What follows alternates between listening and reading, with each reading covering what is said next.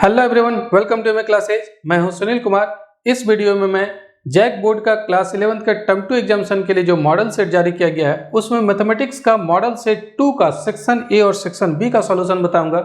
इसके पहले मैं मॉडल सेट 1 का सॉल्यूशन वीडियो अपलोड कर चुका हूं। उसके लिए दो वीडियो है, सेक्शन ए सेक्शन बी के लिए अलग वीडियो है, सेक्शन सी के लिए अलग वीडियो है। डिस्क्रिप्शन में उस वीडियो का लिंक मिल जाएगा, आप वहां से उसको देख सकते हैं। और मैं जो इस वीडियो को मैं सॉल्यूशन बताऊंगा उसका पीडीएफ या बाकी जो भी सेट है मॉडल सेट मैथमेटिक्स का उसका पीडीएफ मेरे एप्लीकेशन पर मिल जाएगा। मेरा एप्लीकेशन एमए क्लासेस के नाम से है, प्ले स्टोर से आप डाउनलोड कर सकते हैं। लिंक डिस्क्रिप्शन में दिया हुआ है, लिंक पर भी क्लिक करके डाउनलोड कर सकते हैं और वहां पर पीडीएफ आप देख सकते हैं। तो चलिए शुरू करते हैं इस वीडियो को। और सबसे पहला सेक्शन ए का ये एक क्वेश्चन है, फर्स्ट नंबर क्वेश्चन। इसका सॉल्यूशन हम लोग सबसे पहले देखेंगे कि कैसे सॉल्व करते हैं। लेकिन इसका सॉल्यूशन बताने के पहले अगर मेरे चैनल को अभी तक सब्सक्राइब नहीं किए हैं तो सबसे पहले सब्सक्राइब कर लीजिए, बेल आइकन को भी ऑन कर लीजिए ताकि मैं आगे जो भी वीडियो अपलोड करूंगा उसका नोटिफिकेशन आप तक पहुंच जाए। और साथ में इस वीडियो को जरूर लाइक कर दीजिएगा, अपने फ्रेंड्स के साथ जरूर शेयर कीजिएगा। तो चलिए अब हम लोग इसका सॉल्यूशन देखते हैं, कैसे इसको सॉल्व करते हैं। इस factorial n divided by factorial n minus r का वैल्यू निकालना है, जबकि यहाँ n का वैल्यू 9 है और r का वैल्यू दिया हुआ है 5। तो बस सिंपली यहाँ पर पुट कर देंगे n और r का वैल्यू और इसको हम लोग सिंप्लीफाई कर लेंगे। तो देखिए इसका सॉल्यूशन कैसे निकालेंगे। इसका जो वैल्यू निकालना है, n के जगह 9 पुट कर दीजिए तो फैक्टोरियल 9, और यहाँ पर भी n के जगह 9 पुट कर रहे हैं और r के जगह 5 दिया हुआ है तो 5 पुट कर रहे हैं। ये फैक्टोरियल n तो ज्यों का त्यों रहने दीजिए और 9 में 5 सब्ट्रैक्ट करेंगे तो फैक्टोरियल 4 हो गया। अब यहाँ पर एक रूल अप्लाई कर देंगे। फैक्टोरियल n निकालने का फॉर्मूला होता है n लिखिए, उससे छोटा n माइनस 1 लिखिए, इसी में फैक्टोरियल लगा दीजिए। या फिर ऐसा कर सकते हैं, फैक्टोरियल n को अगर निकालना हो तो n लिख जाइए, उससे छोटा n माइनस 1, उससे जस्ट छोटा n माइनस 2 लिखिए और लास्ट में यहाँ पर आप छोड़ना चाहते हैं तो यहाँ पर लगा सकते हैं फैक्टोरियल। तो फैक्टोरियल 9 को हम लोग कैसे लिखेंगे। फैक्टोरियल 9 को लिखेंगे हम लोग सबसे पहले 9, उससे छोटा 8 लिखेंगे, उससे छोटा आप 7 लिख जाइए, उससे छोटा 6, उससे छोटा 5, उससे छोटा 4, यहाँ पर ही फैक्टोरियल लगा देंगे लास्ट वाला में। तो देखिए यहाँ पर मैं फैक्टोरियल 9 को वही लिख रहा हूँ, 9 इंटू 8 इंटू 7 इंटू 6 इंटू 5 और इंटू 4, इसी में फैक्टोरियल लगाए हैं और नीचे ज्यों का त्यों रहने दिए। यहाँ पर फैक्टोरियल 4 तक क्यों ले गए, ताकि ये और ये कैंसिल हो जाएगा। अब इसका आप कैलकुलेशन कर सकते हैं, सभी को आप मल्टीप्लाई कीजिएगा तो मल्टीप्लाई करने पर ये आ जाएगा। तो यही इसका आंसर हो गया। तो बड़ा आसानी से इसको हम लोग सॉल्व कर सकते हैं। सिर्फ यहाँ पर n और r का वैल्यू पुट कर दीजिए और इसका कैलकुलेशन कर लीजिए कितना आएगा, सिंप्लीफाई करके आप इसको आंसर तक ले आइए। अब चलिए आगे बढ़ते हैं, सेकेंड क्वेश्चन देखते हैं। क्वेश्चन नंबर सेकेंड ये है कि find the arithmetic mean and geometric mean of two numbers 3 and 27। देखिए दो नंबर का अरिथमेटिक मीन और ज्योमेट्रिक मीन निकालने का फॉर्मूला है। मान लीजिए दो नंबर है a और b, ये दोनों नंबर का अगर अरिथमेटिक मीन निकालना है तो अरिथमेटिक मीन निकालने का फॉर्मूला होता है दोनों को जोड़ दीजिए और 2 से डिवाइड कर दीजिए। और ज्योमेट्रिक मीन निकालने का फॉर्मूला होता है दोनों को मल्टीप्लाई कर दीजिए और उसका रूट अंडर ले लीजिए। तो ये फॉर्मूला है, बस इसी फॉर्मूला का यूज करेंगे, हम लोग आसानी से निकाल सकते हैं। देखिए सॉल्यूशन में सबसे पहले अरिथमेटिक मीन ऑफ 3 एंड 27, जो दो नंबर है 3 और 27, इसका अरिथमेटिक मीन निकालने के लिए क्या करेंगे, दोनों को सम करेंगे और 2 से डिवाइड कर देंगे। दो नंबर का अरिथमेटिक मीन निकालना है तो a plus b divided by 2। तो यहाँ पर हम लोग 3 और 27 का निकालना था, 3 प्लस 27 डिवाइडेड बाई 2, दोनों को जोड़ करके 2 से भाग दे दीजिए, निकल जाएगा। तो ये आएगा आपका 30 डिवाइडेड बाई 2 यानी कि 15 हो जाएगा। यही आंसर हो गया इसका। अब ज्योमेट्रिक मीन निकालते हैं। ज्योमेट्रिक मीन कैसे निकालते हैं, a और b का ज्योमेट्रिक मीन निकालना है तो दोनों को मल्टीप्लाई करके रूट अंडर लेते हैं। यहाँ 3 और 27 का निकालना है, दोनों को मल्टीप्लाई करेंगे, रूट अंडर ले लेंगे, 3 इंटू 27 और उसका रूट अंडर। जब मल्टीप्लाई करेंगे तो ये 81 आ गया और 81 का रूट अंडर कितना हो जाएगा, 9। तो ये आंसर हो गया, अरिथमेटिक मीन निकल गया और ज्योमेट्रिक मीन निकल गया। चलिए अब आगे बढ़ते हैं, नेक्स्ट क्वेश्चन को देखते हैं। नेक्स्ट क्वेश्चन यहाँ पर ये है, देखिए कि find the slope of line making inclination of 60 degree with the positive direction of x axis. एक लाइन है जो एक्स एक्सिस के साथ 60 डिग्री एंगल बना रहा है पॉजिटिव डायरेक्शन में, एक्स एक्सिस के पॉजिटिव डायरेक्शन में 60 डिग्री एंगल। तो उस लाइन का स्लोप निकालना है। देखिए लाइन कैसा है पहले ये देख लीजिए। यहाँ पर मान लीजिए एक्स एक्सिस हो गया, वाई एक्सिस हो गया, यहाँ पर ये ओरिजिन है। एक लाइन ये है और ये जो लाइन है एक्स एक्सिस के पॉजिटिव डायरेक्शन में ये 60 डिग्री एंगल बना रहा है, 60 डिग्री। तो ये पॉजिटिव डायरेक्शन में 60 डिग्री एंगल बना रहा है, तो इसका स्लॉप निकालना है। स्लॉप निकालने का क्या तरीका होता है, मान लीजिए कोई लाइन अगर यहाँ पर साई एंगल बना रहा है, इस एंगल को साई से डिनोट कर रहे हैं, तो साई एंगल बना रहा है, तो tan साई को हम लोग स्लॉप कहते हैं। इस लाइन का स्लॉप tan साई को कहते हैं और इसको डिनोट करते हैं m से। यही स्लॉप हो जाता है इस लाइन का। तो बस इसी फॉर्मूला में पुट कर देना है। यहाँ पर साई की जगह कितना है 60 डिग्री, तो tan 60 डिग्री जो है यानी कि √3 जो आएगा यही इस लाइन का स्लॉप हो जाएगा। तो देखिए कैसे बनाएंगे हम लोग, ये तो हो गया फिगर। अब यहाँ पर slope of given line equal to tan 60 degree, ये जो एंगल बना रहा है एक्स एक्सिस के पॉजिटिव डायरेक्शन में, उसमें हम लोग 10 लगा देंगे, वही स्लॉप हो जाएगा tan 60 डिग्री, और tan 60 डिग्री का वैल्यू √3 हो गया। तो बस यही आंसर हो गया इसका। बड़ा सिंपल सा सवाल है। आगे बढ़ते हैं, नेक्स्ट क्वेश्चन देखते हैं। नेक्स्ट क्वेश्चन है find the equation of line which makes intercept -3 and 2 on the x axis and y axis respectively.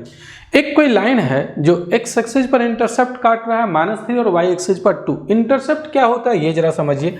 मान लीजिए ये एक्स एक्सिस है और ये है वाई एक्सिस।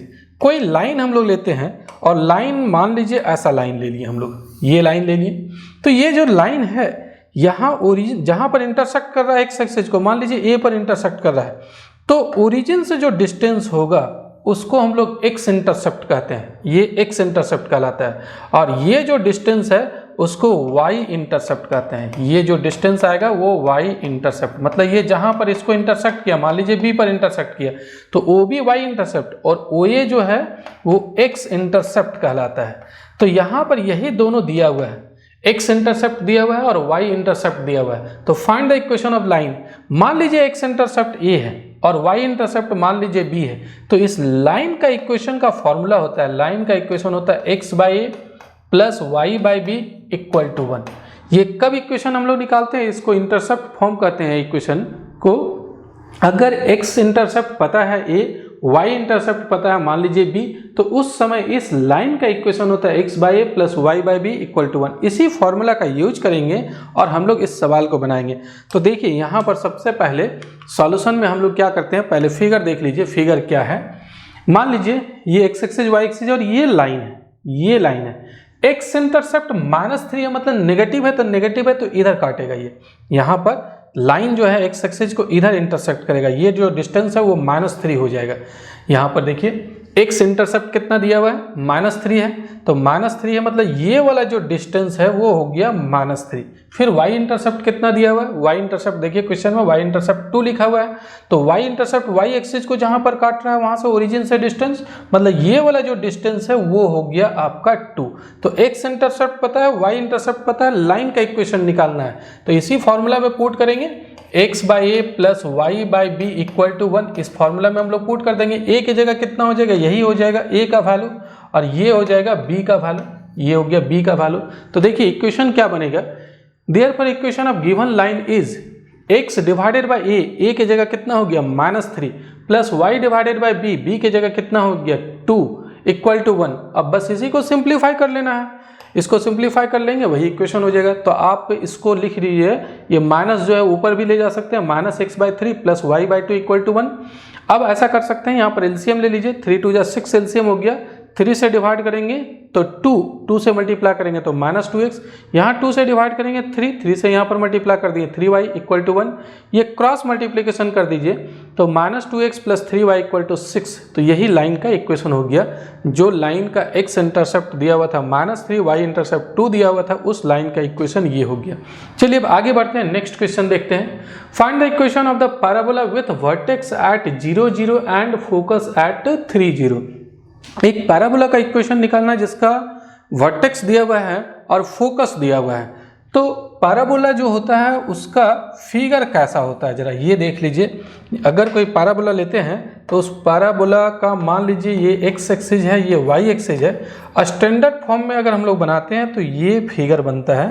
अब ये पैराबोला इधर से भी हो सकता है, इधर से भी हो सकता है, इधर से भी हो सकता है, 4 स्टैंडर्ड फॉर्म हो जाता है। ये जो पॉइंट है इसको कहते हैं वर्टेक्स, और यहाँ पर एक पॉइंट होता है वो कहलाता है फोकस यहाँ पर, और ये जो डिस्टेंस होता है वो डिस्टेंस ए के बराबर होता है।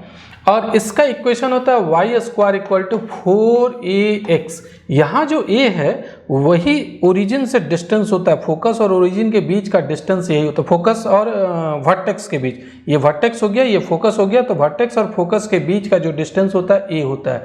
तो इस इक्वेशन का, पैराबोला का इक्वेशन होता है Y square equal to 4ax होता है। तो यहाँ पर जरा समझिए, यहाँ पर वर्टेक्स 0 0 दिया हुआ है और फोकस दिया हुआ है 3,0 पर। तो इसका फिगर क्या होगा सॉल्यूशन में? सबसे पहले हम लोग फिगर के बारे में देखते हैं। फोकस जो है उसका एक्स कोऑर्डिनेट 3 है, 3 मतलब पॉजिटिव डायरेक्शन में है, तो इसका मतलब ये इधर ही फिगर बनेगा। अगर इधर बना देंगे तो फोकस का कोऑर्डिनेट 3,0 नहीं हो सकता है, इधर अगर होगा तो -3 हो जाएगा, एक्स कोऑर्डिनेट नेगेटिव हो जाएगा। और वाई कोऑर्डिनेट 0 है, मतलब फोकस तो जरूर कहाँ पर है, एक्स एक्सिस पर है, लेकिन एक्स कोऑर्डिनेट पॉजिटिव है, तो पॉजिटिव है तो इधर फिगर नहीं होगा, किधर होगा, इधर से फिगर होगा। ऐसा पैराबोला बनेगा। और ये ओरिजिन जो है, ओरिजिन का कोऑर्डिनेट 0 0 हो गया और फोकस यहाँ पर होगा एस, जिसका कोऑर्डिनेट है 3,0। वाई कोऑर्डिनेट 0 है तो ये एक्स एक्सिस पर होगा, और एक्स कोऑर्डिनेट 3 है तो ये ओरिजिन से इस डायरेक्शन में, पॉजिटिव डायरेक्शन में होगा। नेगेटिव रहता है तब इस डायरेक्शन में होता है और उधर फिगर बन जाता है ऐसा, लेकिन यहाँ पर एक्स कोऑर्डिनेट पॉजिटिव है इसीलिए फिगर यहाँ पर ऐसा बनेगा। तो ये हो गया फिगर। अब देखिए, since focus 3,0 of parabola lies on the x axis, ये क्यों एक्स एक्सिस पर है? क्योंकि वाई कोऑर्डिनेट 0 है इसीलिए एक्स एक्सिस पर है। इन द पॉजिटिव डायरेक्शन, और पॉजिटिव डायरेक्शन में क्यों है? क्योंकि एक्स का कोऑर्डिनेट जो है, वाई कोऑर्डिनेट तो यहाँ 0 है और एक्स कोऑर्डिनेट जो है वो पॉजिटिव में है, तो इसीलिए पॉजिटिव डायरेक्शन में होगा। तो therefore equation of the given parabola is of the form, इस पैराबोला का इक्वेशन इस फॉर्म में होगा, Y square equal to 4ax। इस पैराबोला का equation y square equal to 4ax इसी फॉर्म में होगा। अब a कैसे निकालेंगे? यही डिस्टेंस a होता है, और ये डिस्टेंस किसके बराबर हो गया? ये डिस्टेंस 3 के बराबर हो गया, वेयर a इक्वल टू 3, क्योंकि यहाँ पर ये जो डिस्टेंस होता है यही a होता है। a के जगह यहाँ पर कितना आ रहा है? 3, क्योंकि यही डिस्टेंस x कोऑर्डिनेट हो गया, तो a का वैल्यू 3 हो गया। तो a इक्वल टू 3 हो गया। अब a जब पता है तो यहाँ पर पुट कर देंगे तो इक्वेशन निकल जाएगा पैराबोला का। तो therefore required equation is, parabola का जो इक्वेशन होगा Y square equal to 4a के जगह 3 और इंटू एक्स, तो कितना आ गया? वाई स्क्वायर इक्वल टू 4 3 जा 12, 12x हो गया। तो यही आंसर हो जाएगा इसका। चलिए अब आगे बढ़ते हैं। ये क्वेश्चन तो निश्चित रूप से क्लियर हो गया होगा, मैं आशा करता हूँ ऐसा कि आप लोग को समझ में आ गया होगा। लेकिन देखिए, एक चीज़ है कि अगर बिल्कुल आप कुछ कोनिक सेक्शन का कुछ भी पार्ट नहीं पढ़े हैं तो थोड़ी सी समस्या तो आएगा। कोई भी चैप्टर बिल्कुल नहीं पढ़े हैं और डायरेक्ट उसका क्वेश्चन बनाना चाहेंगे तो थोड़ी सी समस्या तो आएगा ही। लेकिन फिर भी मैं कोशिश कर रहा हूं कि पूरी तरीके से, अगर आप नहीं भी पढ़े हैं तो पूरी तरीके से आपको समझ में आ जाए और आप एग्जामिनेशन में लिख सकें। रटने की ज़रूरत नहीं हो, आप समझ करके लिखें। लेकिन जो भी क्लास 12 में भी आप हैं तो क्लास 12 का सारे चैप्टर को आप पढ़िएगा, स्किप मत कीजिएगा। मेरे चैनल पर कुछ क्लास 12 का भी वीडियो है, आप वहां से उसको देख सकते हैं। पूरा इंटीग्रेशन मैं बताया हूं, या 3D का भी वीडियो है, प्रोबेबिलिटी का भी वीडियो है, तो आप देख सकते हैं मेरे चैनल पर। चलिए अब आगे बढ़ते हैं। नेक्स्ट क्वेश्चन हम लोग देखते हैं। ये point is on the x axis, what are its y coordinate and z coordinate. अगर कोई पॉइंट एक्स एक्सिस पर है तो उसका वाई कोऑर्डिनेट क्या होगा, जेड कोऑर्डिनेट क्या होगा। देखिए ये कैसे निकालते हैं हम लोग। इसका सॉल्यूशन के लिए, since given point is on x axis, ये जो पॉइंट है वो एक्स एक्सिस पर है और उसका वाई कोऑर्डिनेट और जेड कोऑर्डिनेट निकालना है, तो therefore its y coordinate and z coordinate are 0। अगर कोई पॉइंट एक्स एक्सिस पर है तो उसका वाई कोऑर्डिनेट और जेड कोऑर्डिनेट 0 होता है। देखिए 2D में आप जानते होंगे, अगर यहाँ पर एक्स एक्सिस है, ये वाई एक्सिस है, अभी मैं बता रहा था, इस पर कोई भी पॉइंट अगर लेते हैं तो उसका एक्स कोऑर्डिनेट तो कुछ वैल्यू आएगा लेकिन वाई कोऑर्डिनेट 0 हो जाएगा। एक्स एक्सिस पर पॉइंट है तो उसका एक्स कोऑर्डिनेट का कुछ ना कुछ वैल्यू आएगा। अगर ओरिजिन पर नहीं है पॉइंट, दूसरे जगह, तो एक्स का कोऑर्डिनेट का कुछ ना कुछ वैल्यू आएगा, लेकिन वाई कोऑर्डिनेट निश्चित रूप से 0 होता है। अगर वाई एक्सिस पर कोई भी पॉइंट है तो उसका एक्स कोऑर्डिनेट 0 होता है और वाई कोऑर्डिनेट का कुछ ना कुछ वैल्यू आ जाएगा। अगर पॉइंट वाई एक्सिस पर है तो एक्स कोऑर्डिनेट जरूर 0 होगा, तो जिस पर है उसको छोड़ करके बाकी 0 होता है। तो यहाँ पर तो 2D नहीं है बल्कि 3D है, क्योंकि 3 कोऑर्डिनेट की बात कर रहे हैं। तो 3 कोऑर्डिनेट मान लीजिए, ये एक्स एक्सिस है, ये वाई एक्सिस है सपोज कीजिए, और ये है जेड एक्सिस। तीनों एक दूसरे पर परपेंडिकुलर होता है। और यहाँ पर जो पॉइंट है, ये point is on x axis पर पॉइंट है। तो एक्स एक्सिस पर पॉइंट है, मान लीजिए ये पॉइंट जो है वो एक्स एक्सिस पर P है, सपोज कर लीजिए P है, तो इसका x कोऑर्डिनेट का कुछ ना कुछ वैल्यू होगा, लेकिन y कोऑर्डिनेट क्या होगा, 0 होगा, और z कोऑर्डिनेट क्या होगा, 0 होगा।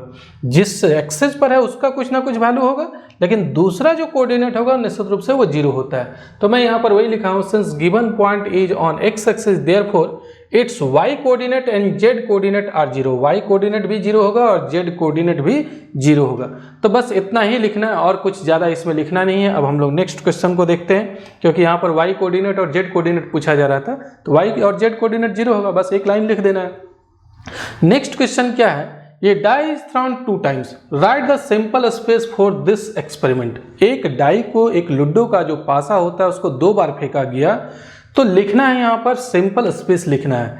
तो कैसे लिखेंगे जरा समझिए। यहाँ पर सबसे पहले तो एक हम लोग डाई के बारे में देखते हैं। डाई मतलब लूडो का जो पासा होता है, तो ये लूडो का पासा जो होता है उसमें आप जानते हैं कि एक फेस में 1 होता है, दूसरे फेस में 2 होता है, 3, 4, 5, 6 ऐसा होता है। देखिए यहाँ पर आपको दिख रहा होगा, एक साइड में 6 है, एक साइड में 5 है, एक साइड में 4 है, 3 फेस तो दिख रहा है, 3 फेस पीछे तरफ चला जाएगा, तो उसमें एक में 1 रहेगा, एक में 2 रहेगा और एक में 3 रहेगा।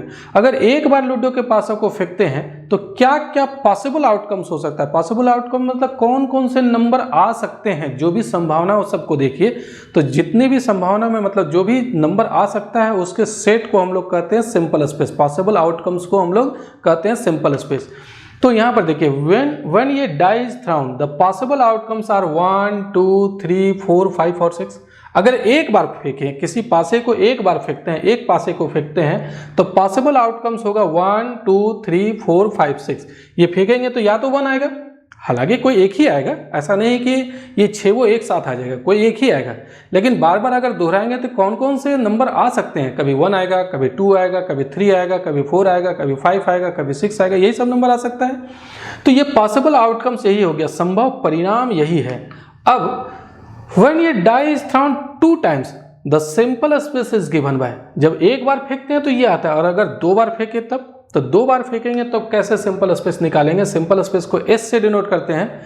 एक बार जो फेंके हैं उसका जो सिंपल स्पेस बनेगा, यानी कि उसके जो भी पॉसिबल आउटकम्स है उसको नोट कर लिए हम लोग, एक सेट बना दिए, और फिर दोबारा जब फेंकेंगे तो दोबारा भी तो यही सब नंबर आ सकता है। तो दोनों का कार्टेशियन प्रोडक्ट कर देंगे। 2 बार फेंकना है, एक बार का सिंपल स्पेस ये है, दोबारा दूसरा बार फेंकेंगे उसका भी सिंपल स्पेस यही होगा, तो दोनों का कार्टेशियन प्रोडक्ट कर देंगे। तो ये 2 बार फेंकने का, 2 बार हम लोग जब फेंकते हैं तो उसका निकल जाएगा सिंपल स्पेस।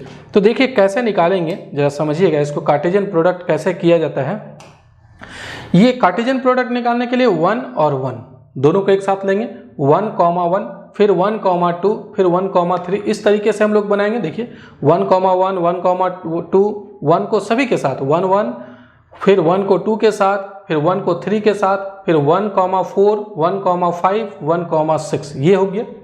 देखिए जब 2 बार पासा को फेंकेंगे तो हो सकता है पहला बार 1 आ जाए, दूसरा बार भी 1 आ जाए, ऐसी संभावना है। तो दोनों बार 1 आ जाएगा तो ये हो जाएगा। हो सकता है पहला बार 1 आ जाए, दूसरा बार 2 आ जाए, तो 1, 2। हो सकता है पहला बार 1 आ जाए, दूसरा बार 3 आ जाए, तो ये आ जाएगा। 1, 4 हो सकता है, 1, 5, 1, 6 और भी तो हो सकता है। फिर 2, 1 भी हो सकता है, 2, 1, 2, 2, 2, 3, तो क्या है 2, 1, 2, 2, 2, 3, फिर 2, 4, 2, 5, 2, 6 हो सकता है। फिर मान लीजिए पहला में 3 आया और दूसरे में 1 या 2 या 3 या 4 या 5 या 6 आएगा, तो क्या हो जाएगा 3, 1, 3, 2, 3, 3, 3, 4, 3, 5, 3, 6। फिर पहला में अगर 4 आ गया और दूसरे में 1 आ रहा है तो 4, 1 आ जाएगा। फिर 4, 2 आएगा इसी तरीके से, तो 4, 1, 4, 2, 4, 3, 4, 4, 4, 5, 4, 6। फिर क्या होगा, फर्स्ट में अगर 5 आ गया और सेकेंड में 1 आ गया तो 5, 1 हो सकता है, फिर 5, 2 हो सकता है, फिर 5, 3 हो सकता है, फिर 5, 4, फिर 5, 5, फिर 5, 6, फिर लास्टली इसी तरीके से 6, 1, 6, 2, 6, 3, 6, 4, 6, 5, 6, 6, ये पेयर बना देंगे। तो ये जो पूरा 36 एलिमेंट का जो सेट बन रहा है यही सिंपल स्पेस होगा। अगर हम लोग किसी पासे को 2 बार फेंकते हैं तो 2 बार फेंकने से सिंपल स्पेस यही आएगा, तो ये पूरा आपको लिखना पड़ेगा। तो ये हो गया 7 नंबर क्वेश्चन। देखिए अब ये सेक्शन ए का कंप्लीट हो गया। सेक्शन ए में टोटल 7 क्वेश्चन है, जिसमें से किसी 5 का ही जवाब आपको देना रहेगा। तो कोई भी 5 का आप जवाब दे सकते हैं, इसमें से कोई भी ऑप्शन आप सेलेक्ट कर सकते हैं, 2 को आपको छोड़ देना है, 5 का ही जवाब देना है। चलिए अब आगे बढ़ते हैं। सेक्शन बी का पहला क्वेश्चन देखते हैं। तो सेक्शन बी का फर्स्ट क्वेश्चन क्या है, ये देखिए। Find the number of different 8 letters arrangement that can be made from the letters of the word daughter so that all vowels occur together. एक यहाँ पर दिया हुआ है वर्ड डॉटर, ये परम्यूटेशन कॉम्बिनेशन चैप्टर का है। तो परम्यूटेशन कॉम्बिनेशन एक बहुत ही इंपॉर्टेंट चैप्टर होता है, प्रोबेबिलिटी जब आप पढ़ेंगे तो वहाँ पर भी इसका यूज होगा। परम्यूटेशन कॉम्बिनेशन का बेसिक कॉन्सेप्ट आपको हर हालत में पता होना चाहिए। चलिए इस सवाल को हम लोग देखते हैं यहाँ पर कैसे इसको अरेंज करते हैं। यहाँ पर एक वर्ड है डॉटर, डॉटर के लेटर को आपको अरेंज कर देना है। तो कितने ऐसे अरेंजमेंट बनेंगे जिसमें से वोवेल्स जो है वो सब एक साथ हो। Find the number of different 8 letter arrangement that can be made from the letters of the word daughter so that all vowels occur together. देखिए यहाँ पर 3 वोवेल है। कौन कौन सा वोवेल है? एक आप देख रहे हैं ए है, एक यू है और एक ई है। 3 वोवेल है और टोटल आपको 8 लेटर दिख रहा होगा। 1 2 3 4 5 6 7 8। तो टोटल 8 लेटर, उसमें से 3 वोवेल है। अब इसके लेटर को अरेंज करना है। मान लीजिए हम लोग सबसे पहले जी लिख दिए, फिर उसके बाद हम लोग डी लिख दिए, फिर उसके बाद यू लिख दिए, ए लिख दिए, ई लिख दिए। तीनों वोवेल को एक साथ रखना है। और उसके बाद ये 5 हो गया। उसके बाद कौन कौन सा 3 और बचा हुआ है?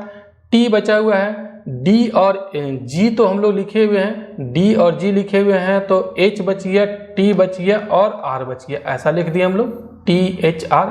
तो देखिए ये टोटल 8 लेटर अरेंज हो गया। अब इसका कोई मीनिंग निकले ये जरूरी नहीं है, सिर्फ अरेंज कर देना है। इससे कोई वर्ड बन गया, लेकिन ये वर्ड का मीनिंग निकलना ये जरूरी नहीं है। तो 8 लेटर को हम लोग को अरेंज कर देना है। अब जरूरी नहीं है कि हम लोग डी यहाँ पर रखें, हो सकता है डी को पहले रख दें, जी को बाद में रखें, यू ए ई और यहाँ पर टी एच आर।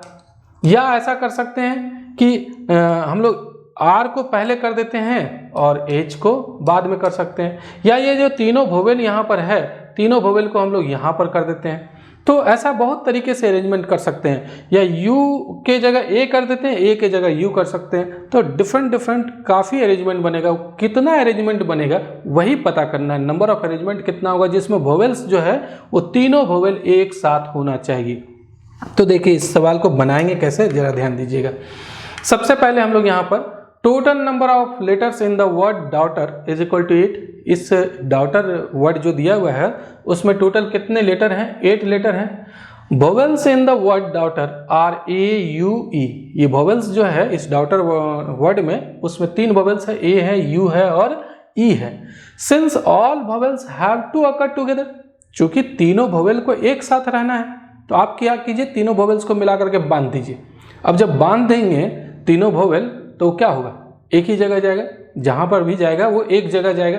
आप सपोज कीजिए, ऐसा कीजिए कि सभी लेटर को आप एक कागज का पर्ची बनाइए, टुकड़ा बनाइए और उस स्लिप में आप लेटर को लिख दीजिए। डी लिख दीजिए, एक कागज का टुकड़ा बनाइए उसमें डी लिख दीजिए, एक कागज का टुकड़ा बनाइए उसमें ए लिख दीजिए, एक में यू लिख दीजिए, एक में ई लिख दीजिए। ऐसा कागज का टुकड़ा बनाइए तो डिफरेंट 8 टुकड़ा बन जाएगा, 8 स्लिप बन जाएगा। अब तीनों को क्या कीजिए, इसको चिपका दीजिए, तीनों अटैच कर दीजिए। तीनों कागज के टुकड़े को अटैच कर देते हैं, ए यू और ई, मतलब बांध दिए इसको। एक तरीके से उसको हम लोग चिपका करके रखे हुए हैं, एक तरीके से बांध दिए उसको।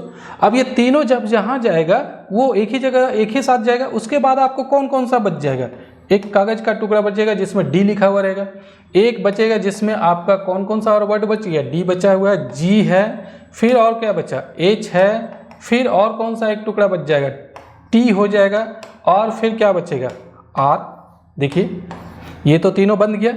तो मैं थोड़ा सा यहाँ पर इरेज कर लेता हूँ। देखिए अब ये कुछ आएगा आपका 1 2 3 4 5, ये 5 इधर हो गया, 1 2 3 4 5 और ये 3 यहाँ पर हो गया, टोटल 8 हो गया। तो अब ये जो है ये तो पूरा कंप्लीट एक ही आप मानिए। क्यों एक मानेंगे? क्योंकि ये सब तो सटा हुआ है, मतलब एक दूसरे से चिपका हुआ है। तो एक दूसरे से चिपका हुआ है, जहाँ पर भी जाएगा वो अरेंज करेंगे। मान लीजिए हम लोग ये कागज़ के टुकड़ा को उठाएं, वो उधर कर दिए, ये इधर कर दिए, तो इस तरीके से अरेंज कर सकते हैं। देखिए मैं इसको एक ही लाइन में लिख देता हूँ ताकि आप लोग को आसानी हो समझने में। कौन कौन सा था यहाँ पर? डी के बाद ए और यू तो लिख चुके हैं, जी था, फिर एक कागज़ के टुकड़ा में एच लिख दीजिए, एक में टी लिख दीजिए, एक में आर लिख दीजिए। ऐसा है 1 2 3 4 5 और 3 ये है, टोटल 8 है। अब क्या कीजिए, इस कागज के टुकड़े को उठा करके यहाँ कर दीजिए और इसको यहाँ कर दीजिए, अलग अरेंजमेंट हो जाएगा। तो ये तीनों जब उठ करके जाएगा तो ये तीनों एक साथ जाएगा, क्योंकि ये तीनों एक दूसरे से चिपका हुआ है, बंधा हुआ है। तो ये तीनों को आप एक तरह से आप कहिएगा कि एक ऑब्जेक्ट मान रहे हैं, इसको हम लोग एक ऑब्जेक्ट मान रहे हैं। तीनों को हम लोग मिला करके एक ही ऑब्जेक्ट मानेंगे, तो तीनों जहाँ जाएगा अरेंज करेंगे तो एक ही साथ जाएगा। तो देखिए यहाँ पर क्या करते हैं, since all vowels have to occur together therefore we assume these three vowels a e u as a single object। इसको एक सिंगल ऑब्जेक्ट मान रहे हैं, ये जहां पर भी जाएगा वो एक ही साथ जाएगा।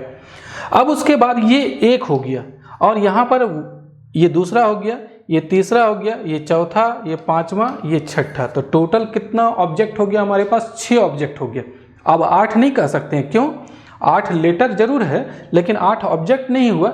ये हम लोग मिला करके एक साथ बांध दिए हैं, एक साथ चिपका दिए हैं। तो चिपका दिए हैं तो ये एक लेटर जैसा यूज हो रहा है, एक ऑब्जेक्ट जैसा यूज हो रहा है यहाँ पर। तो इसको पूरे को एक ही मानेंगे। तो टोटल अब 6 है हमारे पास, अब 6 को ही अरेंज करना है। तो देखिए, this single object together with 5 remaining letters, ये जो सिंगल ऑब्जेक्ट है और बाकी जो 5 बचा हुआ है, 5 रिमेनिंग लेटर्स या ऑब्जेक्ट्स का लीजिए, विल बी काउंटेड एज 6। अब ये टोटल मिलाकर के 6 हो गया, ये 1 और बाकी जो है वो 5, वो मिलाकर के टोटल 6 हो गया।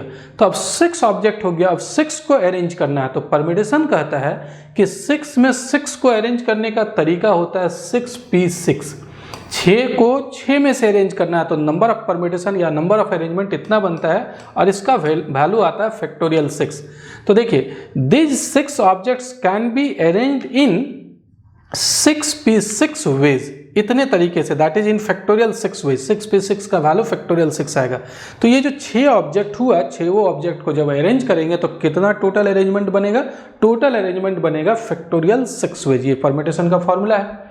अब जरा समझिए आगे, यहाँ पर मैं एक फिगर जो मैं अभी बता रहा था वो देखिए, AEU ये पूरा बंधा हुआ है एक साथ और DGHTR का अलग अलग है। तो टोटल यहाँ पर 6 है। अब ये 6 को अरेंज करना है तो फैक्टोरियल 6 तरीके से अरेंज कर सकते हैं। अब यहाँ पर ध्यान दीजिए कैसे अरेंजमेंट कर सकते हैं। मान लीजिए ये तीनों को सबसे पहले रखे हैं, या फिर क्या कर सकते हैं, ये तीनों को सबसे बाद, मतलब उसके बाद कर दें और D को पहले कर दें, ये अलग अरेंजमेंट हो जाएगा। तो यहाँ पर तीनों AEU जो है वो एक साथ रहेगा।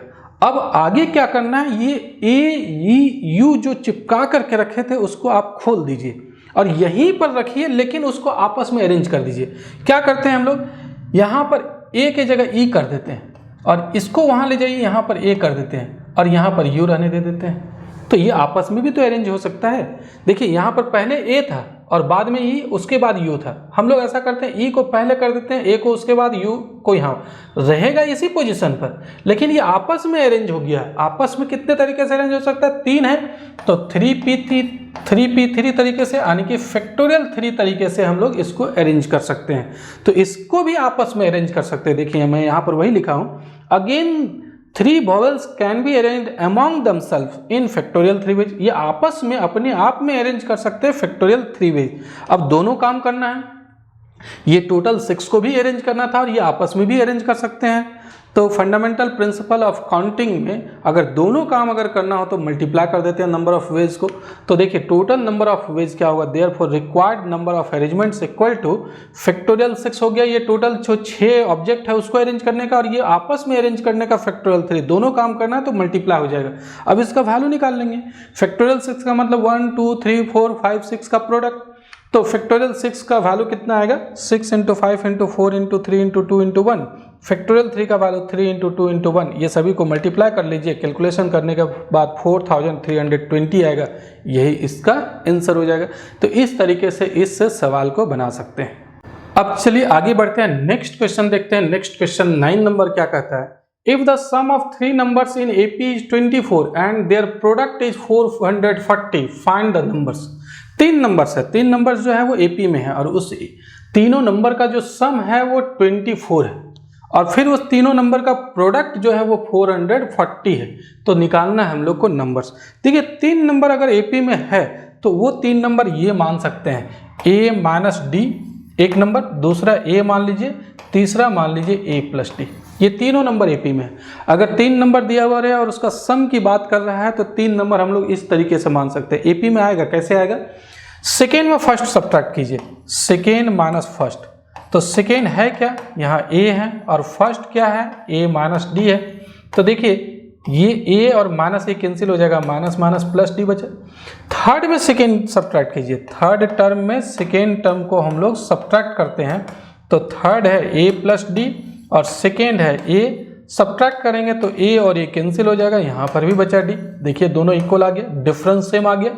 सेकेंड माइनस फर्स्ट और third minus second difference same आ रहा है, तो सेम डिफरेंस आ गया, मतलब ये नंबर क्या हो जाएगा, एपी में। तो 3 नंबर अगर एपी में मानना हो तो यही मानते हैं हम लोग, 3 नंबर एपी में इस तरीके से मानते हैं। अगर सम की चर्चा क्वेश्चन में किया हुआ है तो यहाँ पर किया हुआ है सम की चर्चा। क्वेश्चन में कहता है कि तीनों नंबर का सम 24 है, तो हम लोग सबसे पहले ये नंबर मान लेते हैं। सॉल्यूशन में सबसे पहले लिखते हैं, let the given 3 numbers in AP be A minus D, A और ए प्लस डी। ये 3 नंबर हम लोग मान लिए।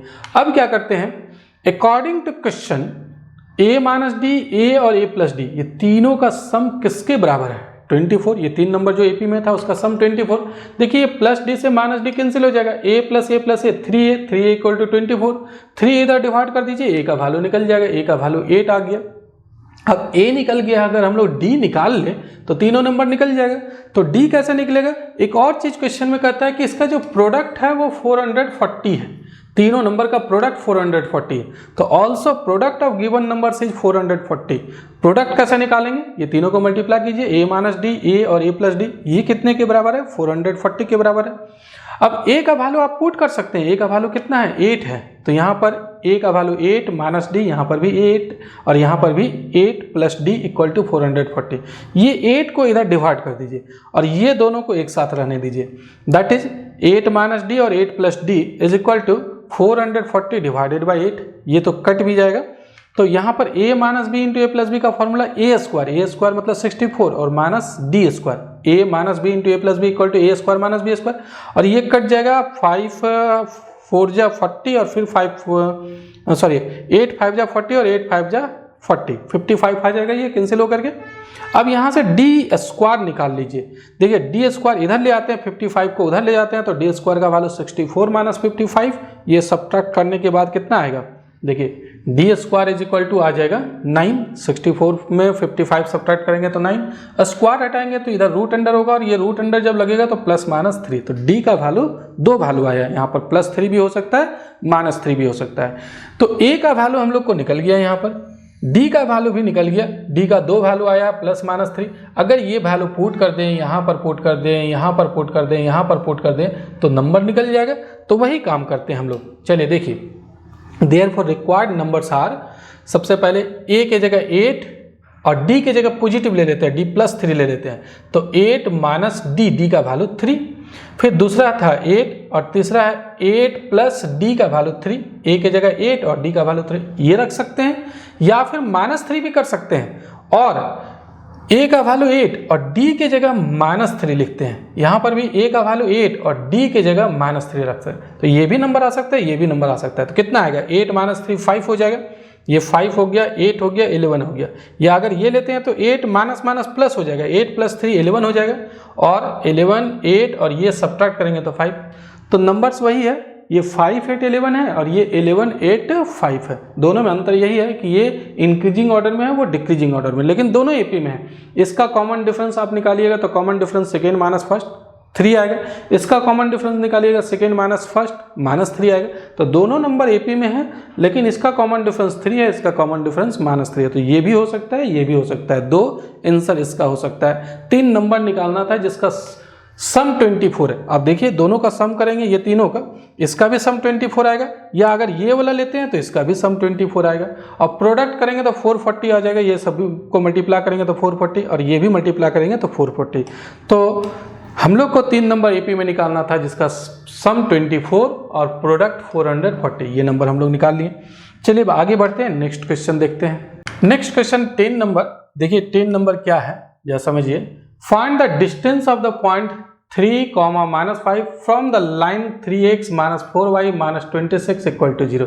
एक लाइन का इक्वेशन दिया हुआ है, एक पॉइंट दिया हुआ है, इस पॉइंट से इस लाइन के बीच का क्या डिस्टेंस होगा वो डिस्टेंस निकालना है। डिस्टेंस मतलब यहाँ पर परपेंडिकुलर डिस्टेंस निकालना है। तो देखिए सबसे पहले हम लोग क्या करते हैं, यहाँ पर सॉल्यूशन में एक लाइन ले रहे हैं, ये एक लाइन ले लिए और ये जो लाइन है मान लीजिए ax plus b y plus c equal to 0। इस लाइन का इक्वेशन हम लोग मान लेते हैं ax plus b y plus c equal to 0 है। यहाँ पर एक पॉइंट लेते हैं P जिसका कोऑर्डिनेट है x1 और ये y1 होगा, यहाँ पर क्या होगा y1, x1 y1 इस पॉइंट का कोऑर्डिनेट है। अब क्या करते हैं, यहाँ से परपेंडिकुलर ड्रॉ करते हैं। तो ये जो परपेंडिकुलर डिस्टेंस है यही हो जाएगा इस पॉइंट का इस लाइन से डिस्टेंस, यही परपेंडिकुलर डिस्टेंस जो है यही P पॉइंट का इस लाइन से डिस्टेंस होगा। और इसको निकालने का एक फार्मूला होता है, ये डिस्टेंस को अगर D मान लेते हैं तो इसका फार्मूला है, क्या फार्मूला है जरा समझिए। We know that the distance of point x1 y1 from the line ax plus by plus c equal to 0 is given by, इस पॉइंट x1 y1 से जो परपेंडिकुलर डिस्टेंस है इस लाइन पर वो निकालने का फॉर्मूला है। We know that the distance of point x1 y1 from the line ax plus by plus c equal to 0 is given by, ये डिस्टेंस को अगर d मानते हैं तो निकालने का तरीका होता है, ये जो कोऑर्डिनेट है x1 y1 वही यहाँ पर पुट कर देना है लेफ्ट हैंड साइड में, x के जगह x1 y के जगह y1 पुट कर देना है। देखिए ax1 प्लस by1 होगा यहाँ पर by1 और प्लस c यहाँ पर हम लोग पुट कर दिए और डिवाइड करना रहता है root under a square plus b square से, इससे डिवाइड कर दीजिए, इसका मॉडुलस ले लेंगे तो यही डिस्टेंस निकल जाएगा। क्या कर रहे हैं फिर से समझिए, ये लाइन का इक्वेशन दिया हुआ है ax plus by plus c equal to 0, line का इक्वेशन यही है। इसमें क्या करना है, x के जगह x1 पुट कर देना है, जहां से आप परपेंडिकुलर डिस्टेंस निकाल रहे हैं उसमें x के जगह x1 पुट कर देंगे, उसी का कोऑर्डिनेट पुट करना है। और y के जगह उसका कोऑर्डिनेट कितना था y1 और प्लस c, और डिवाइड कर देंगे, किससे डिवाइड करेंगे, root under a square plus b square से, और इसका मॉडुलस ले लेंगे, यही हो जाएगा d का वैल्यू, d ऐसे ही निकालेंगे।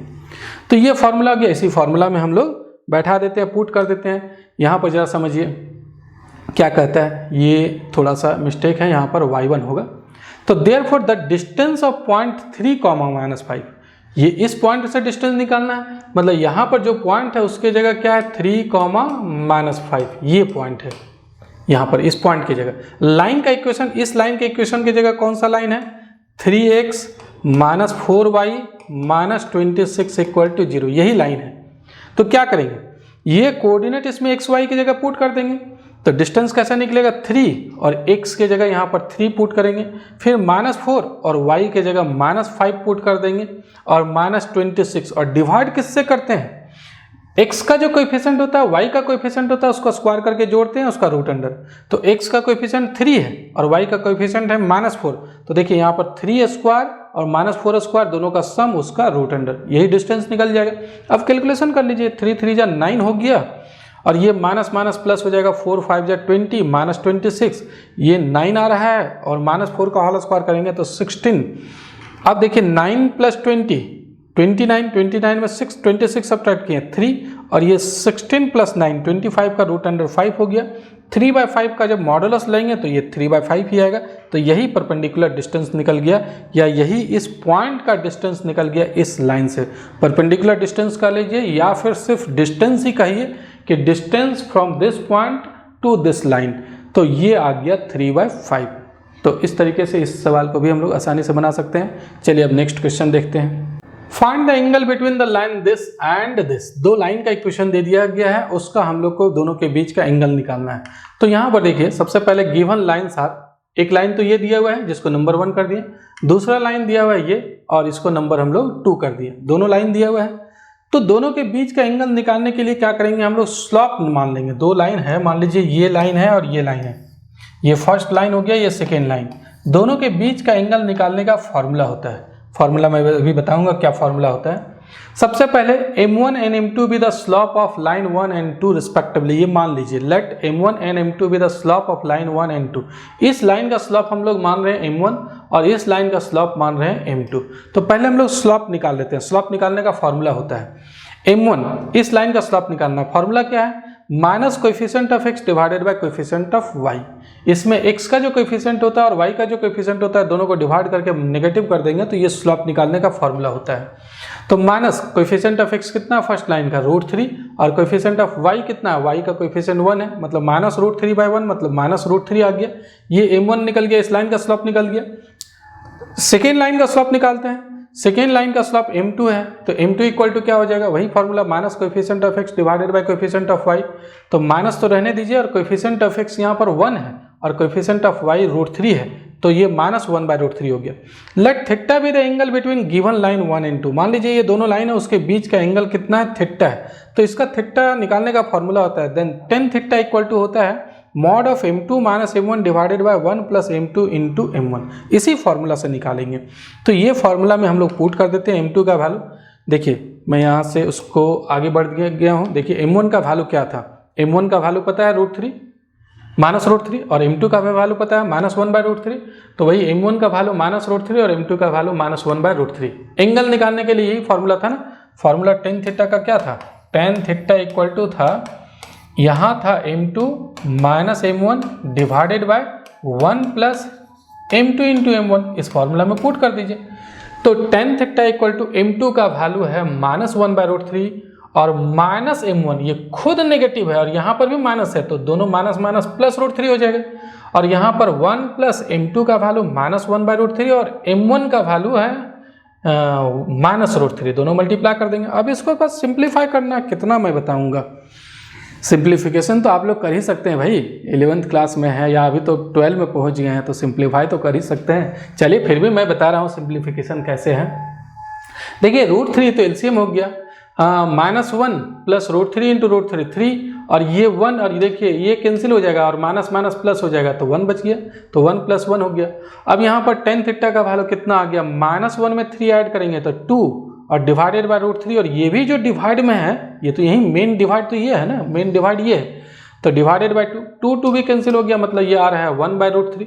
tan theta equal to 1/√3, mod हटा सकते हैं 1/√3 पॉजिटिव है तो कौन सा एंगल का वैल्यू 1/√3 होता है टेंजेंट में, आप जानते होंगे कौन सा एंगल का होता है, 30 डिग्री का होता है। तो थीटा इक्वल टू 30 डिग्री हो गया।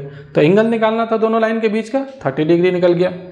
लेकिन अब आगे बढ़ने के पहले अभी तक नहीं लाइक किए हैं तो वीडियो जरूर लाइक कीजिए और कमेंट कीजिए कि कैसा लग रहा है, आपको ये वीडियो पसंद आ रहा है या नहीं आ रहा है, समझ में आ रहा है या नहीं आ रहा है, एक बार कमेंट करके लिख लीजिए। उसके बाद आगे वीडियो को मैं बढ़ाऊंगा, मैं आगे बताऊंगा। पहले आप ये काम कर लीजिए, लाइक कर लीजिए और साथ में कमेंट कर लीजिए और फिर एक और काम कीजिए, अपने फ्रेंड्स के साथ इसको शेयर कीजिए। जो भी ग्रुप आप देख रहे हैं और आपके जो स्टूडेंट का ग्रुप है उस ग्रुप में इसको शेयर कीजिए, क्योंकि आपके लाइक और कमेंट और शेयर ज़्यादा व्यूज़ मिलता है तो हम लोग को एनर्जी मिलती है और मैं आपको बहुत सारे वीडियो भी ला करके दूंगा, बना करके दूंगा आपको।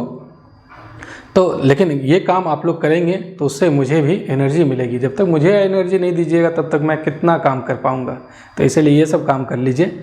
चलिए अब हम लोग आगे बढ़ते हैं, नेक्स्ट क्वेश्चन देखते हैं। नेक्स्ट क्वेश्चन क्या है, ये तो आंसर आ गया इसका। नेक्स्ट क्वेश्चन 12 नंबर है, find the equation of ellipse whose length of major axis is 20 and foci are 0 ± -5। एक यहाँ एलिप्स की चर्चा हो रहा है, एक एलिप्स का इक्वेशन निकालना है जिसका लेंथ ऑफ मेजर एक्सिस दिया हुआ है 20 है और फोकाई जो है उसका कोऑर्डिनेट 0 ± -5 है। तो चलिए इस क्वेश्चन को समझिए, ये क्वेश्चन क्या कहता है।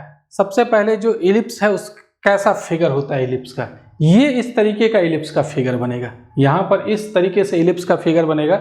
एक तो आप लोग ऐसा भी जानते होंगे ये, लेकिन हम लोग उल्टा क्यों बनाए हैं, ये एक्स एक्सिस हो गया और ये वाई एक्सिस।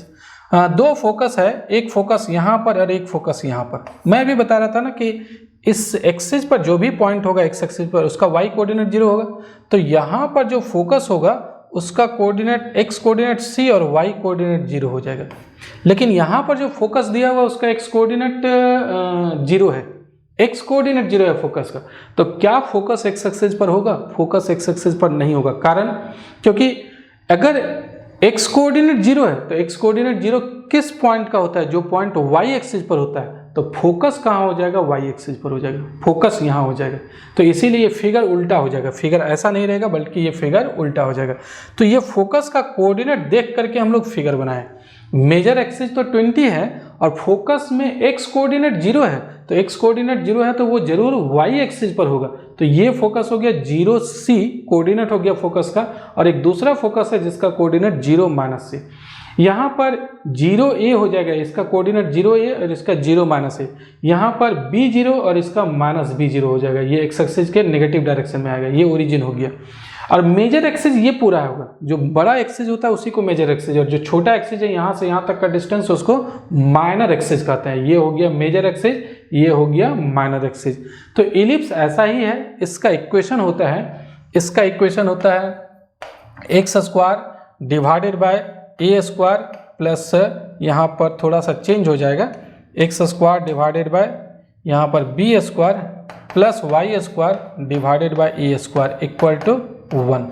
आप लोग जो ये इलिप्स के बारे में जानते हैं, इस तरीके का जो फिगर होता है उसमें इक्वेशन क्या होता है, x square by A square plus Y square by B square equal to 1 होता है। ये वाला जो डिस्टेंस होता है वो यहाँ पर ए होता है, और यहाँ पर ये वाला जो डिस्टेंस है वो है क्या, बी है। तो यहाँ पर ये वाला डिस्टेंस लिखते हैं और यहाँ पर b है ना, तो इसीलिए ये वाला लिखेंगे यहाँ पर x square by B square plus Y square by A square equal to 1। तो ये इक्वेशन होगा, मैं इसके बारे में बता रहा हूँ। देखिए समझिए यहाँ पर सॉल्यूशन में, since the foci of given ellipse are 0 ± 5, foci जो है वो 0 ± 5 है, which lies on y axis, y axis पर है। क्यों वाई एक्सिस पर है, क्योंकि एक्स कोऑर्डिनेट 0 है, तो आगे एक्स कोऑर्डिनेट 0 है इसलिए वाई एक्सिस पर है। Therefore major axis is along y axis, तो मेजर एक्सिस किधर होगा, वाई एक्सिस के डायरेक्शन में होगा। फोकस जिस एक्सिस पर है उसी के तरफ मेजर एक्सिस होगा, तो मेजर एक्सिस हो जाएगा वाई एक्सिस, क्योंकि फोकस वाई एक्सिस पर है। अब आगे, and equation of ellipse is of the form, equation का फॉर्म ये होगा, इलिप्स का जो इक्वेशन बनेगा वो x square by B square plus Y square by A square equal to 1। अगर हम लोग ए और बी पता कर लें तो उसके बाद यहाँ पर पुट कर देंगे तो इक्वेशन निकल जाएगा। तो चलिए देखिए कैसे पता करते हैं। Length of major axis equal to 20 दिया हुआ क्वेश्चन में कि मेजर एक्सिस का लेंथ कितना है, 20 है। लेंथ कितना हो जाएगा मेजर एक्सिस का, देखिए ये पूरा होगा, तो यहाँ से यहाँ तक ए है और यहाँ से भी यहाँ तक ए है, तो 2a हो जाएगा। ये पूरा डिस्टेंस जो होता है वो 2a होता है, तो that is 2a equal to 20। Major axis 2a equal to 20, 2 से डिवाइड कर दीजिएगा तो a का वैल्यू आपको 10 निकल गया, a तो निकल गया। अब रहा b निकालना, तो b निकाल लेंगे और यहाँ पर पुट कर देंगे। कैसे b निकालेंगे, यहाँ c दिया हुआ है। एक्चुअली फोकाई का कोऑर्डिनेट 0 ± c, वाई एक्सिस पर अगर फोकस है तो 0 ± c, और यहाँ पर क्या है 0 ± 5 है। तो फोकाई का कोऑर्डिनेट होता है 0 ± p जो दिया ±c, और जो दिया हुआ है 0 ± 5, मतलब c का वैल्यू कितना हो गया 5, c इक्वल टू 5। अब a b c के बीच एक रिलेशन होता है, क्या रिलेशन है, C square equal to A square minus B square होता है, ये फॉर्मूला है। तो हम लोग को c पता चल गया है, a पता चल गया है, b तो पता कर सकते हैं इस फॉर्मूला से। तो c का वैल्यू पुट कर दीजिए, c का वैल्यू 5 है, 5 स्क्वायर, a स्क्वायर का वैल्यू 100 हो जाएगा, 10 का होल स्क्वायर करेंगे तो 100, और माइनस बी स्क्वायर, यहाँ से बी स्क्वायर निकाल लीजिए, बी स्क्वायर को उधर 5 स्क्वायर को इधर कर देते हैं, तो 100 माइनस 25 हो जाएगा, 5 का होल स्क्वायर 25, तो 100 माइनस 25 मतलब 75, बी स्क्वायर निकल गया। अब जब बी स्क्वायर पता चल गया है, ए स्क्वायर भी 100 हो जाएगा, तो यहाँ पर पुट कर दीजिए। तो therefore from 1 the equation of the ellipse is क्या हो जाएगा, X square by B square का value 75 plus Y square by A square का वैल्यू 100 इक्वल टू 1। यही इलिप्स का इक्वेशन निकल गया। तो इस तरीके से इस सवाल को बना सकते हैं। चलिए अब आगे बढ़ते हैं, नेक्स्ट क्वेश्चन देखते हैं। नेक्स्ट क्वेश्चन ये है, सो दैट द पॉइंट, यहाँ पर 3 पॉइंट दिया हुआ है, एक -2, 3, 5, एक 1, 2, 3 और एक 7, 0, -1 आर कोलिनियर। ये तीनों पॉइंट को कोलिनियर दिखाना है। तो कोलिनियर का मतलब क्या हो गया, देखिए कोलिनियर का मतलब हो गया एक स्ट्रेट लाइन पर, मान लीजिए एक पॉइंट का नाम दे देते हैं ए, दूसरे पॉइंट का नाम दे देते हैं बी, तीसरे पॉइंट का नाम दे देते हैं सी। तो ये तीनों जो पॉइंट होगा वो दिखाना है एक ही स्ट्रेट लाइन पर होगा। कोलिनियर मतलब एक ही स्ट्रेट लाइन पर। तो कैसे दिखाएंगे, देखिए लेट गिवन पॉइंट्स, ये जो 3 पॉइंट है are a b and c respectively, एक का नाम दे रहे हैं ए, दूसरा का बी और तीसरा का सी। ये हो गया आपका ए, यहाँ पर बी और यहाँ पर हम लोग नाम दे दिए सी, वही का लिखा हुआ है यहाँ पर। अब उसके बाद नाउ डिस्टेंस फार्मूला से ए बी निकाल लेंगे हम लोग। ए और बी के बीच का डिस्टेंस निकाल लेंगे। तो कैसे निकालेंगे डिस्टेंस फार्मूला से, ये तो आप लोग जानते होंगे। x2 माइनस x1 का होल स्क्वायर, तो देखिए यहाँ पर क्या 1 माइनस करेंगे, इसको सब्ट्रैक्ट करेंगे तो +2 का होल स्क्वायर, फिर 2 माइनस 3 का होल स्क्वायर, फिर 3 माइनस 5 का होल स्क्वायर और इसका रूट अंडर कर देंगे तो ए बी निकल जाएगा ये डिस्टेंस फार्मूला से। अब इसका कैलकुलेशन तो कर सकते हैं, कैलकुलेशन कर लीजिए, कैलकुलेशन किया हुआ देखिए, ये कैलकुलेशन आ रहा है √14 आ रहा है, आप तो ये तो कर सकते हैं। फिर BC निकालते हैं, B और C के बीच का डिस्टेंस, तो B और C के बीच का डिस्टेंस x2 माइनस x1 का होल स्क्वायर 7 माइनस 1 का होल स्क्वायर, फिर y2 माइनस y1 का होल स्क्वायर 0 माइनस 2 का होल स्क्वायर, फिर -1 माइनस 3 का होल स्क्वायर। अब इसका कैलकुलेशन कर लीजिए, ये आ जाएगा आपका √56। √56 को 2√14 लिख सकते हैं। कैसे 2√14 लिख सकते हैं, √56 है, इसको तो आप लिख सकते हैं ना 4 × 14, 4 और 14 को मल्टीप्लाई करेंगे तो 56 आ जाएगा। 4 का √2 और 2√14 आ जाएगा। 4 का √अंडर तो निकल जाएगा, √14 रहने दीजिए, 2√14 हो गया। अब फिर उसी तरीके से C और A के बीच का डिस्टेंस, ये C है और ये है A, तो AC निकाल सकते हैं या CA निकाल सकते हैं, जो भी कर लीजिए, AC निकाल लेंगे। ये डिस्टेंस फार्मूला से आप कैलकुलेशन करके देख लीजिए, इसको भी बताने की जरूरत नहीं है। ये आएगा 126। अब 126 को आप फैक्टराइज अगर करते हैं 126 को, तो 2 से कीजिए, यहाँ पर 6 और 3 आ जाएगा, फिर 3 से कर लेते हैं तो 2 और 1 आएगा, फिर हम लोग 3 से कर लेते हैं तो यहाँ 7 हो जाएगा। तो इसको लिख सकते हैं 9 × ये 3 3 जा 9 हो गया और 2 × 7 14 लिख सकते हैं। तो √126 को लिख सकते हैं 9 × 14 और 9 का स्क्वायर रूट 3 और √14 रहने दीजिए यहाँ पर √14, तो 3 √14 आ जाएगा ये। अब देखिए आगे कैसे हम लोग पता करेंगे कोलिनियर है। मान लीजिए ये आपका A है, यहाँ पर B है और यहाँ C है। देखिए AB प्लस BC बराबर अगर AC आ रहा है, मतलब ये स्ट्रेट लाइन पर है, देखिए तो AB और BC दोनों का सम अगर AC के बराबर आ गया, मतलब ये स्ट्रेट लाइन पर होगा, स्ट्रेट लाइन पर रहेगा तभी तो AB और BC का सम AC के बराबर होगा।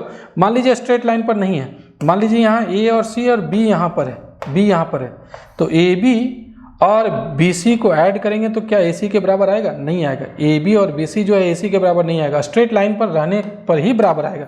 तो इसीलिए अब हम लोग चेक करते हैं कि इस कंडीशन को फॉलो कर रहा है या नहीं कर रहा है। AB और BC को ऐड कीजिए, AC के बराबर आता है या नहीं। Here AB plus BC, AB का वैल्यू निकाले हुए हैं √14 है, BC का वैल्यू निकाले हुए हैं 2√14 है, तो √14 प्लस 2√14 ये आ रहा है आपका 3√14। दोनों को ऐड करेंगे 3√14 और 3√14 किसका वैल्यू है? AC का वैल्यू है। तो AB plus BC equal to AC आ रहा है, इसका मतलब ये पॉइंट क्या हो जाएगा, hence points A, B and C जिसका कोऑर्डिनेट दिया हुआ है आर कोलिनियर। तो इस तरीके से इस सवाल को हम लोग बना लिए, यही प्रूफ करना था, कोलिनियर प्रूफ करना था। चलिए अब हम लोग नेक्स्ट क्वेश्चन देखते हैं। नेक्स्ट क्वेश्चन है, ये card is selected from your pack of 52 cards, calculate the probability that the card is an ace of spades. क्या कहता है, एक कार्ड को ड्रॉ किया गया, सिलेक्ट किया गया 52 कार्ड्स में, calculate the probability that the card is an ace of spades. अब वो स्पेड का एस हो, मतलब काला पान का इक्का हो, इसका क्या प्रोबेबिलिटी है। जब एक कार्ड हम लोग निकालें 52 कार्ड्स में, तो वो जो कार्ड निकले वो काला पान का इक्का हो, एस ऑफ स्पेड, इस मतलब इक्का हो गया, स्पेड मतलब काला पान, तो काला पान का इक्का हो, इसकी क्या प्रोबेबिलिटी है। देखिए प्लेइंग कार्ड्स के बारे में अगर नहीं जानते हैं तो ऊपर आ रहे आई बटन पर क्लिक करके आप प्लेइंग कार्ड्स को देख सकते हैं। प्लेइंग कार्ड्स के बारे में पूरी जानकारी दिया हूं, क्योंकि प्लेइंग कार्ड्स के बारे में अगर जानकारी नहीं रहेगा तो ये इस तरीके का क्वेश्चन समझ में नहीं आएगा। 12th क्लास में भी प्रोबेबिलिटी पढ़ना, वहां पर भी नहीं समझ में आएगा। तो प्लेइंग कार्ड्स के बारे में जानकारी होना चाहिए। चलिए मैं उम्मीद करता हूँ कि आपको जानकारी है, और अगर जानकारी नहीं है तो आई बटन पर क्लिक करके देख लीजिए, मेरे चैनल पर है वो।